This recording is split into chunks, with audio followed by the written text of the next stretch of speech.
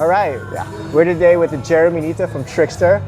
Eric Gu, Man Tiger black belt. Yeah, white to black. White to black. He's now associated with Kaitel. Yeah. And he has probably the biggest gym in Hawaii, for sure in Kapolei, the west side. Yeah. And really one of the most competitive gyms out there. Yeah. So we started the same way every time. Can I just hear your journey of when you started, how you started, what you were going through, to how we got to today? So starting Jiu-Jitsu or the academy? Jiu-Jitsu, yeah, Jiu-Jitsu.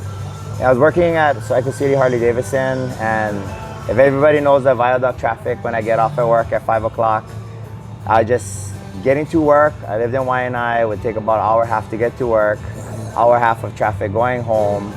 So I started surfing around that time, so I'd head all the way to town to just jump in the water to beat the traffic in the morning, and I'd backtrack from Kewalas to like the viaduct. So I'll do that every morning, just wake up 5 a.m., beat the traffic. I had to work at 7:30, just backtrack at 7, super easy, no traffic.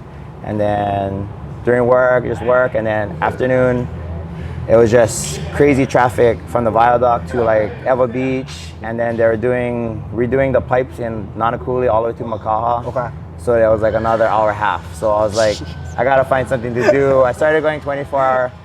It's not the same going into a normal gym. Right. Putting yourself to work, like easily you can be, oh, today's a chest day. I walk in there, I was like, just gonna go in the sauna. So then my dad was teaching a lot of the HPD, MMA and stuff, so he had an MMA team. Wait, what year was this? This is around 2010. Okay. Yeah. Okay. So 2010, my dad was teaching a lot of MMA for the HPD. And then my classmate, Yancy Medeiros, was destroying all his guys, and that was like a good friend. We were in Hawaiian studies together. Oh yeah, Yancy was like the man. He had a short period where like he was on fire. But then even in high school, Yancy was just super cool, playing guitar, singing with all the Samoans. Nothing like what you guys see him now. Like, such a cool guy. And then we played paintball, everything together too. We were just like, we wasn't even into fighting through high school at all. Yeah. But yeah, Yancy was just whooping on my dad's guys. My dad, I came up training with my dad, so I went back to just help him get his guys ready. I got hooked trying to fight MMA. I did a lot of kickboxing fights. And back then, that was kind of the thing, right? Yeah. You learned Jiu-Jitsu to fight MMA, not to do Jiu-Jitsu. Yeah. Okay. Exactly. Yeah. So I just went straight in fighting. Like I was trying to fight MMA. I was doing like pancreation fights for Tommy Lee at Kempo Unlimited and stuff. So I was doing that. And then I tried some of the grappling through his tournaments and like a lot of the kickboxing. So I just did like 3 events. There's a pancreation, kickboxing, and no-gi grappling. Okay, they had the triple threats in those too? Okay, I remember those. Those were fun, And then that's what I was doing with Derek. He's one of my striking coaches over here. He runs Man Up, Stand Up. That was a triple threat. Man Up, Stand Up, that's right, yeah. So I used to fight under him too for like kickboxing and stuff. And then it was just, I feel like the promotions were a little shady where I'd agree for a fight, get ready, the guy pull out, get ready, and the guy pull out, and then finally they're like, we got somebody that can just fill in right now, and I'm so eager, 3 times people pulled out, I take it, not checking anything, this guy's like 7 fights in, it's my second or first fight. I mean, I won, but I'm like, the weight is completely different, I'm like 15 pounds under, but I'm just so desperate, 3 months of torturing myself, getting ready for a fight, and then I think that's how it was back then. Always like that, It's like, if they don't pass the health test, or your guy got injured, and then I'll just be like, fuck it, I'll take anybody. And then the attitude back then was like, I'll fight anybody, right? BJ was still like the man. It was like, I'll scrap anyone. So then I was just like, maybe I should learn some Jiu-Jitsu so I can actually just get into an MMA or an MMA. I was doing so much kickboxing, that's why. I went O2, just sat in, watched. I went to Alliance, sat in, watched. And then there's one more school we looked up on Yelp, Mad Tiger. They're running in Waipio. There's like 2 locations because they're at the Rec Center in Mililani and then at Evolution Boxing in Waipio. Right. So we went over there because it's right by Alliance. And they went over there, and all my friends I used to ride motorcycles actually training over there. So it was like a super comfortable environment. They like immediately, I just went to show up and check it out, but everybody like, no, just come on. You're wearing workout clothes. Just come on. And if you know the people, it's better, right? It's like, oh, this is my friend. Like this guy a long time. Okay, That's so it was like good, and it was like one of my neighbors that. This is in Mililani, but I lived in Waianae, and he lived like right up the road. I grew up with him, so one of my neighbors there too. So I was like my first 3 classes, I was just blown away because I was like grappling my size now. I was like, I came down from like 240. That's why I started actually training, because I was getting overweight. Okay. And then I just wanted to get back in shape. Not a good 240. And then, we're yeah. saying. Okay. All right. And then I fought a lot at 205, where I found out there's not a weight to fight at for me either. I don't think I was getting rocked pretty good. Yeah. So, and then I ended up just going to Jiu-Jitsu, and like I said, I was around the size I am now, because when I was fighting 205. I was getting down to like 190 already.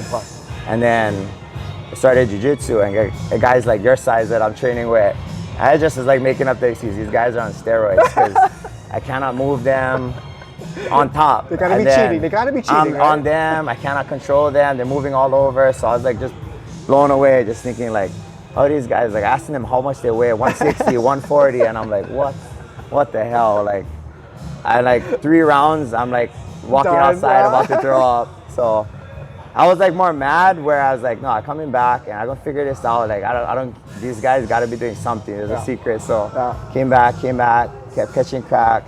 It just became a high. And that was like always a thing for me. Like, I always was like a hobbyist, where I like that irritating feeling that, what the hell, like this doesn't make sense. I gotta figure this out. Or it's almost like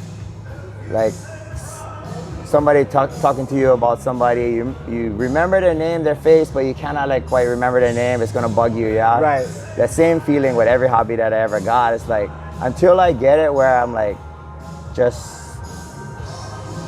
I just really enjoy it. That's what I want. Like, I want to perfect it, where it's just I'm having the fun time of my life. Yeah. It's weird, like when the big, strong, athletic guy does it to you, like, this big, strong. Yeah, But the little guy, you're like, wait a minute. Yeah. Like, So that's what was the biggest wake up. Right. Everybody was smaller than me, and I was like, and then one big guy came on me, and then I could accept that, right? But after 3 small that guy guys, was on steroids. I was like, I'm tired already. The 3 other guys tired me out.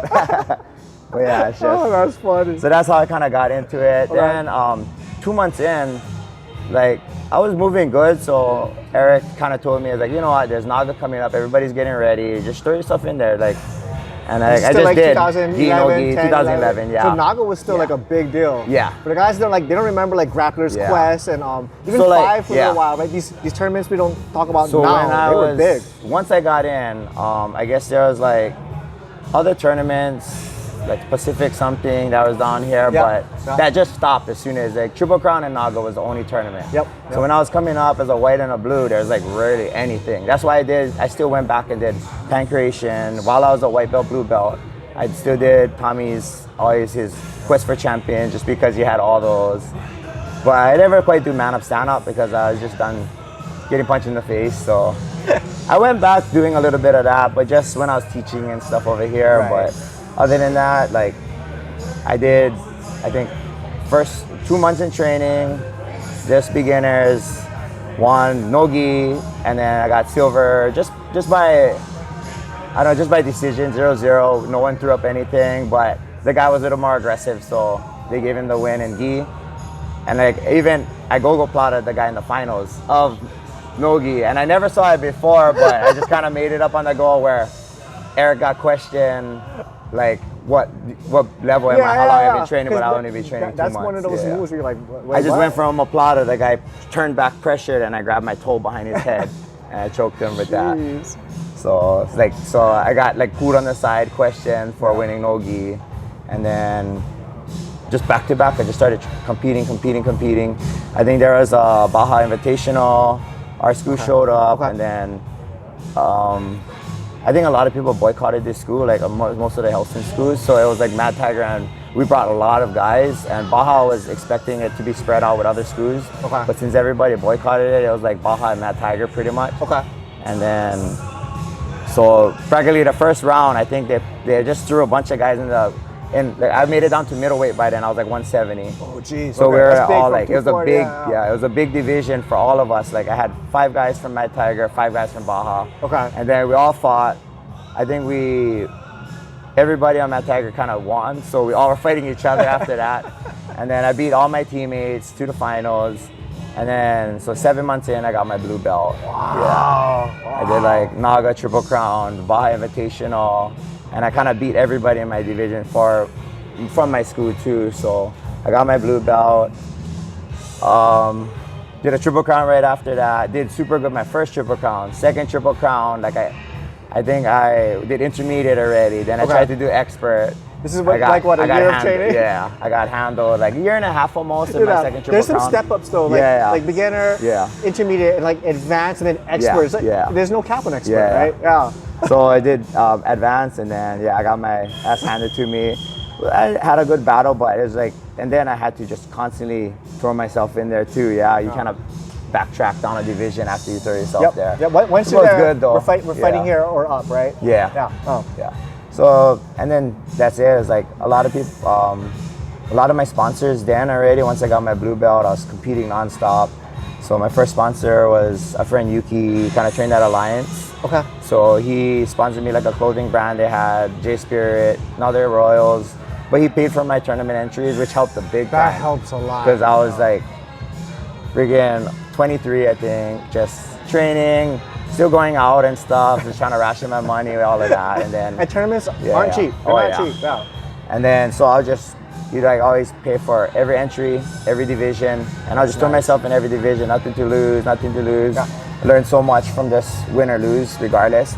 My coach was just like a tough love coach, which I appreciated the most, Eric. And I teach that to all my students, where I still praise my students a little more than he ever did, but it was like super good. Like the way he always came up to me is if I did clean out a tournament, like 5 matches, all subs, he would still ask me, okay, first round, how long was it?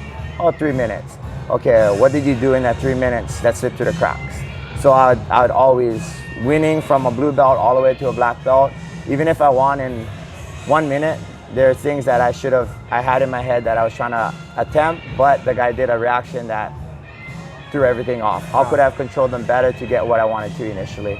So every time, either when I win, I would always go back and do more work. I knew what to focus on. And that was always my mentality. I make sure my students, even though like everybody thinks this is a competition school, I've never asked anybody to compete, ever. They ask me if they can throw their name in. Okay. That's about it. I compete a lot. And I think everybody comes here like after seeing us at a tournament, but majority of our kids come out in like full effect of the tournament. I mean, but the majority of our kids just like we train hard every day. Like you saw already, it's like 45 minutes of like drilling, and then we do 15 minutes of positional, and then we do like some tough rounds, always. It's like, and there's no pressure to do it. It's just everybody wants that. And then mentally they're just like, they can go and test themselves. And I tell them, it's like, that's really how I learned. That's how I learned so much, So I think with your coach debriefing you, like, hey, let's look at it regardless of the result. Like now you're critical on your performance, and you always want to fix. Like we can always get better. Like, oh, you're a black belt, you can still improve. Like we can always get better, and that's a great thing to carry on, because you see guys get to that level and you're like, oh, I know everything. Like there's no one that knows everything. If we constantly are critiquing ourselves, to constantly break it down, we're gonna constantly improve, which is gonna create an environment where everyone wants to be good. So I'd even tell them, like, as soon as I would like pretty much win a tournament, I'd be just writing down luckily my girlfriend at the time would always video my matches, just re-go through it. I went for a scissor sweep, the guy hopped over my leg. I come back, everybody's catching scissor sweeps all day, so my timing is not off. I look at the next move, what did I miss? Oh, I tried to go for an arm drag, got his arm out. Okay, I cannot keep people's arm, I'm gonna use it for an over-under, shoot a triangle. I start building on all my mistakes too. If I can't stop it and get what I want, I build around what I've given, pretty much. So that's what beautiful. I always, That's beautiful. So that was what, blue, purple? Blue, purple, just all the way up. There's like, with Eric, I was like always like, as soon as I finished the tournament, I would call him up. Hey coach, I did this, I fought all these guys, I had 6 guys in my gi, 4 guys in no gi, this, that, and he'd always give me those breakdown questions. He's like, you know what we gotta work on, come back and just get ready to work on those, all of that. He never told me exactly, but I took it in that way always, where it's like, okay, I shouldn't let anything slip through the cracks. I gotta sharpen always. I mean, I think that's one of the contributing factors to why you're so good, is you had that mentality. And a lot of guys, they don't want to hear that, but if it's internally in you, like you said, I want to learn, I want to be good. Like Pat's analogy, which is real good, that he actually just mentioned this week, you know, like sharpen your axe for a tournament, and then boom, you just fucking go to the tournament and you're just cracking that axe everywhere. Come back, sharpen it again. Don't come back and just train harder. Like a lot of people have the mentality, come back and just bah, bah, bah. You're just flattening that axe more. Come back, take your time, sharpen it correct. Yes, sir. And then slowly work your way into the next tournament, you know? Everybody has that mentality of just always beaten. When you lose, it gets burned into you. When you win, you still need to figure out what you need to work on. So it's like always, and that's why I love competing. I'm really not a competitive person. I love it because it just keeps me growing regardless, And I don't know when I'm gonna stop. Like I took a little break, it freaking killed me all this past year. Since March. But you got matches coming up too. Yeah, real good ones. We'll talk about that. Okay, so at this time, right, you're traveling to the mainland. You started that relationship at Kyle's place. And this is what, purple belt-ish? Blue purple? Okay, so what year is this? Like how long you been training? So like even at Mad Tiger, we were under like Hoyler for a while. That's where Eric and Kai Borg all got their belts. And then we lost the association with Ribeiro. A long story on that one too, but I was sponsored by Us, and Us is the business guy for Kyle. Like Kyle is the talent, Us is like more of the business guy on the backside. So when we didn't have an association for me to compete in IBJJF, we were either gonna go, because we always teamed up with Sunset Beach at JD, with Checkmat or CTA, and then I just reached out to Nick because I would always message him for gis.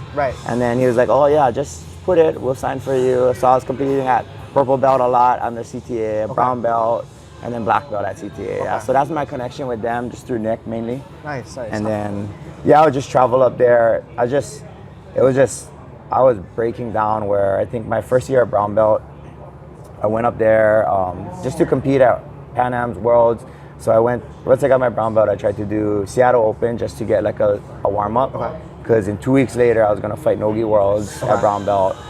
A little while after that, I was gonna fight Pan Am's, and I had Worlds. I had everything lined up. I still working a full-time job. And you're still living in Hawaii? Still living in Hawaii. You're traveling up there? Still working a full-time job, 2 weeks vacation.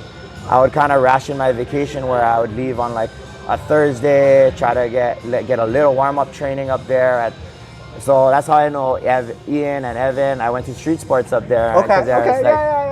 And then they're from Hawaii, they're up there, and then I think we met each other, and then they went to AOJ a little after. So. It's hard competing out of Hawaii. I would do like red eyes, fight, and then fly red eye out. Exactly. Because it was like, that's what I was doing. I don't have the money for the hotel or whatever, but it's a beating on the body.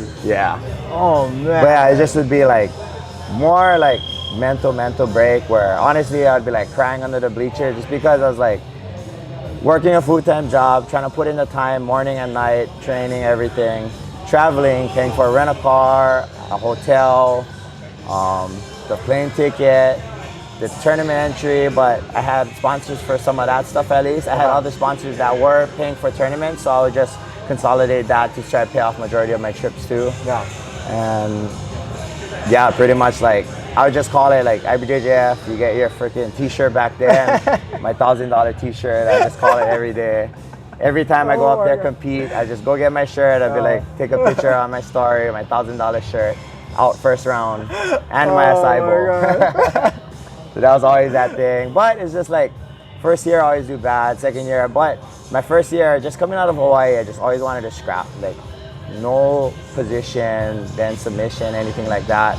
I'd just be like, advantage, like I would be mauling people at advantages because I'd be attacking so much, but I'd always lose by the stalling once they're up in points already. So Kyle saw all of that. He's like, hey, like Kyle and Nick was like, come over here, you gotta learn how to play IBJJF. And there's gamesmanship to it. And they taught me everything, like everything. I'm talking like I got to see the behind the scenes of IBJJF, the bracketing. It was because they wanted me to drive them from San Jose to Costa Mesa, but I got to drive like the fastest Tesla on autopilot. That's Kyle's one. So I got to drive that and drive them always to like the bracketing. That was when Mikey was still with them, so we would adjust Mikey on the brackets. Right? That's like hidden secret. If you can get adjusted on the brackets, man, freaking. But at the same time, you gotta earn yours, right? You need points to be adjusted on the bracket, so you gotta chase these tournaments. So a majority of the refs are the guys killing it up there. You face them, they're good, not the craziest good like you would expect, but They got all that points. They know how to play. And it matters. It matters. It matters 100%. Yeah. Wow, that's crazy. Yeah. Okay, we shift gears a little bit. Yeah. I want to talk about opening this gym. So for people that don't know, like middle of COVID, there was nowhere to train. Guys were like, you guys were in like a back of your house somewhere. It was happening, and everyone's kind of hiding it. And all of a sudden, this gym just pops up. And I honestly feel like that may have been the best business decision in the history of Hawaii Jiu-Jitsu. It was crazy. My friend was like, "There's this gym out in Kapolei," and I'm like, "The gyms are all closed. It's COVID." He's like, "No, I drove by and there's guys rolling. It's like TXT." I'm like, who? Like, what are you talking about? I'm driving around, he's giving me the car. I'm like, I can't find this thing. Of course, it was closed and I drove by. I'm like, I don't see a sign, nothing. I want to know, was this intentional? What was the plan? Because a lot of people, they were like, there's a gym where you can roll. I'm going. We were all ready to train again. And you were just like, I'm opening. Can you tell me about this? So like, we were training out of my house. We had like a Tuesday, Thursday, Pat, a lot of the real close guys. Because this is COVID time.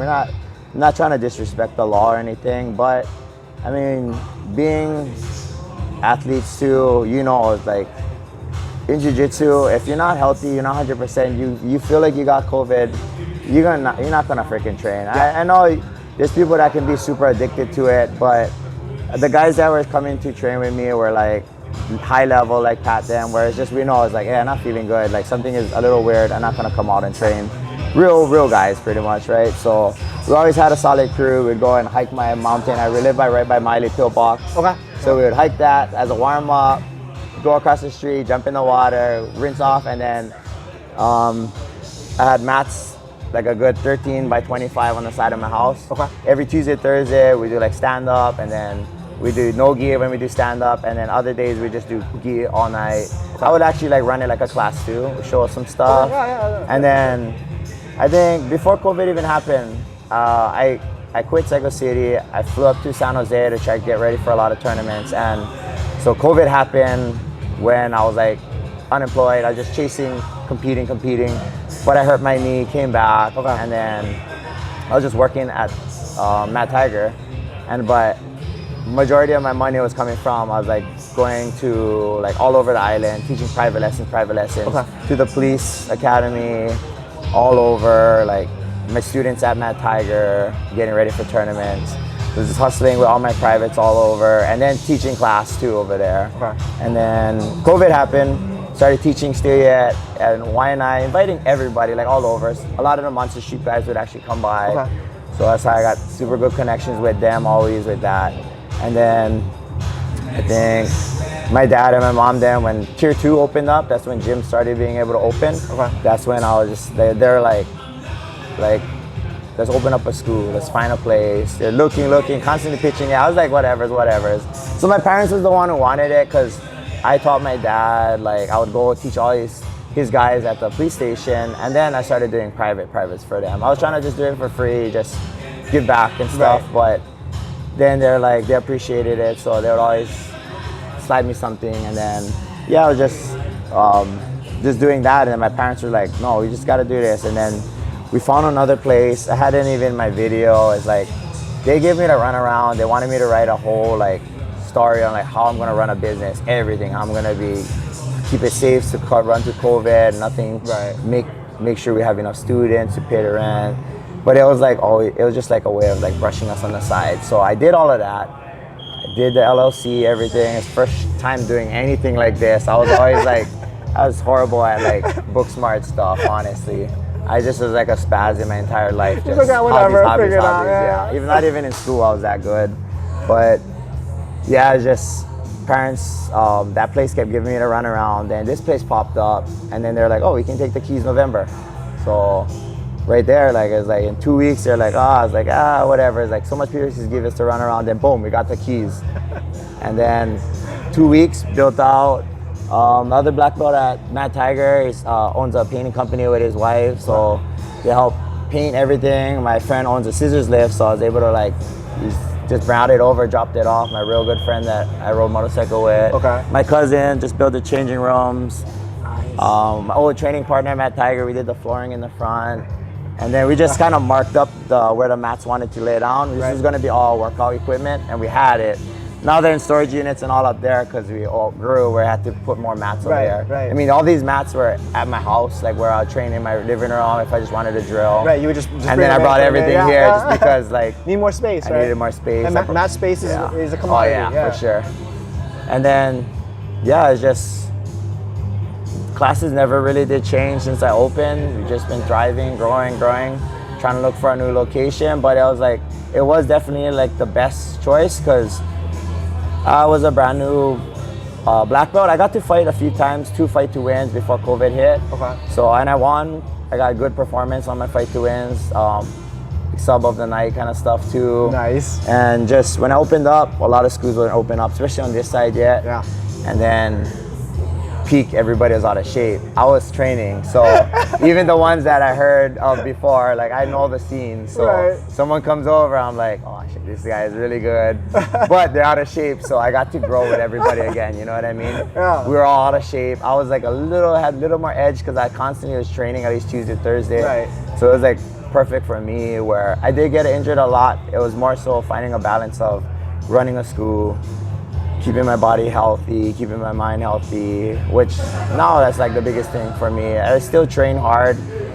The year I went up to Worlds and I actually did really well, ripped through 3 rounds, super good, lost to the guy who won the whole thing. 2 years ago? Yeah. Okay, I was there for that. Yeah, you had a hell of a run. Yeah, but I honestly didn't train that much. I worked positional, like I felt like I didn't push myself. Where like every training session, I was like, fuck, I've got so much energy still yet. Yeah. But I was taking care of myself. Ice bath, saunas at night.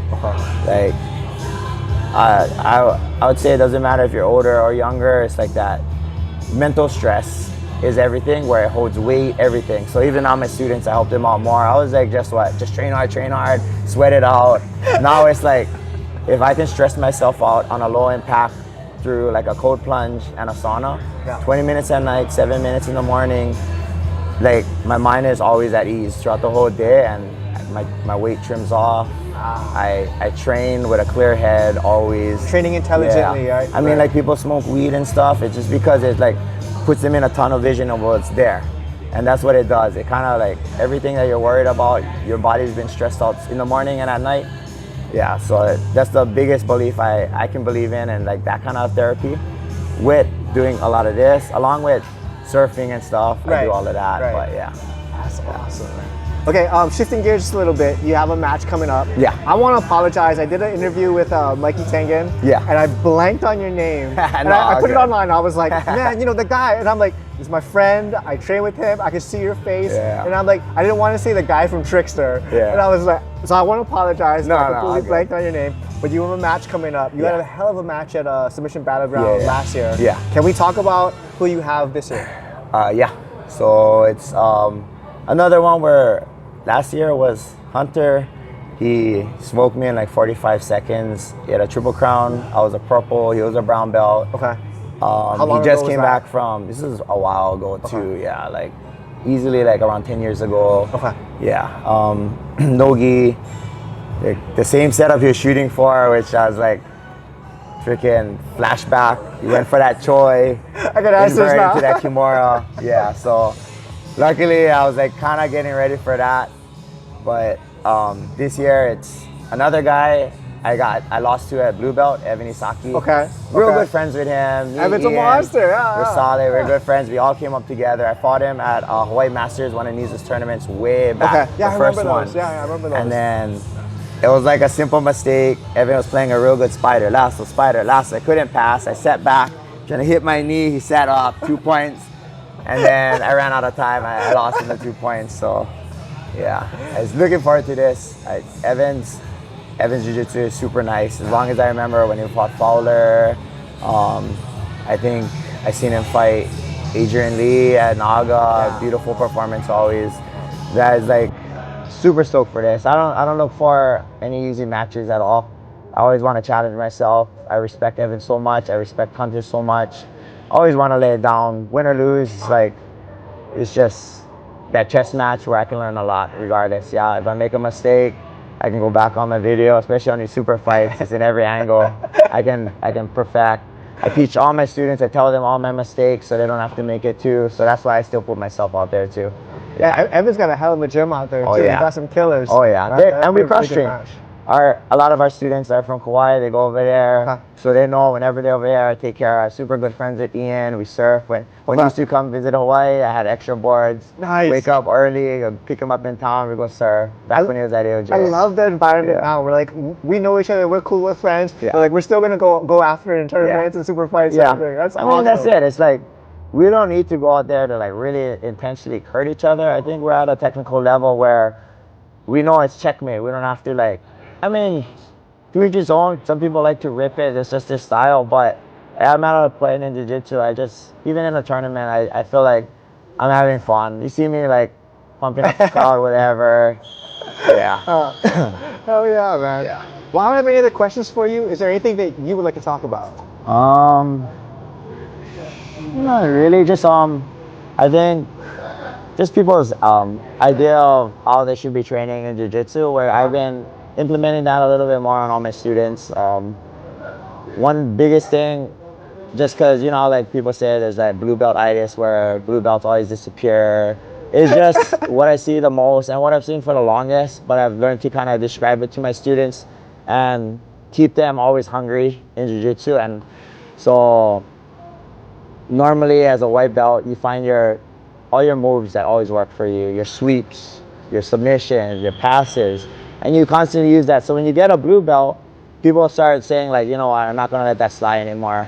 And then when you start using your A game, I always call it. So like when I do positional rounds, I was like, you guys go, if I'm saying we're doing a pass, sweep, submit round, try to pass, try to sweep, try to submit. You're not trying to hold your partner. It's a minute 30, 2-minute round. Open up your game, make your mistakes, you get to reset. You're not getting punished in side control mount. Yeah. Okay, but that's like in the beginning when we play those positions, you gotta open up your game, make your mistakes. It's because it comes down to timing. And then so like even for like when they start finding out what they like to use, you also gotta, when you feel like you're getting frustrated, that stuff isn't working, you gotta start kind of almost playing backwards. I say like the biggest detail I've been telling people like, what do you consider a bad day in jiu-jitsu?